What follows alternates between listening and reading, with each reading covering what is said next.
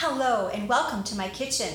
In this video, I'm going to show you the next steps in making your own nutrient-dense, glucosamine, chondroitin-rich chicken broth. I'm going to show you a few tools that I have ready for here. The first one is the largest of the stainless steel mixing bowl. It has a non-skid bottom, so you don't have to worry about it being too hot on your counter or slipping around. And this is the large of the mesh colander, and that fits perfectly into this large bowl. So I'm going to be pouring the broth into here, and this strainer will strain out the bones. So let's go ahead and get started. It is a little bit hot still, so I'm going to be careful, and I'm going to pour this in. The interesting thing about these chicken bones that I've already cooked once here is that I can actually cook them again. So I'm going to lift this up so you can see the bones and the skin. And it smells absolutely delicious. So for right now, I'm just going to set this aside over here. And I'm going to turn the camera down so you can see what's happening here on my counter. So we have this broth and it's in this bowl and it will begin to cool. Now while it's cooling, I will go ahead and prepare my small 1 quart size of the batter bowl.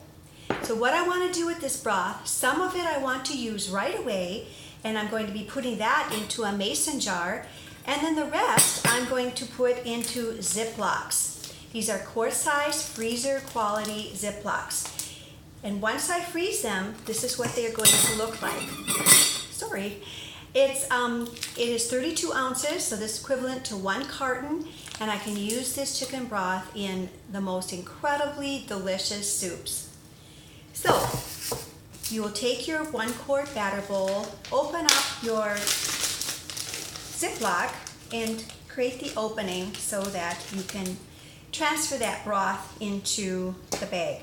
Now this is a little bit more hot than what I normally deal with, but I want to be able to do this all in one video, so I'm going to go ahead. So at this point, I will use the 2-cup Easy Read measuring cup.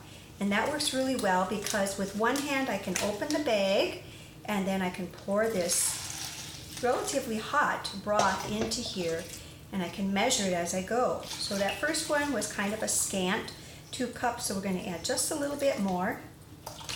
And then once you have the 4 cups, which is 32 ounces, you're just going to press out the air and seal it up.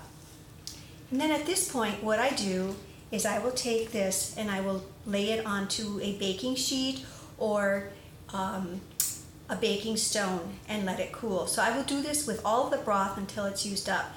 Now with the broth that I have here, I'm going to have the equivalent of 12 cups of broth or 3 32-ounce containers.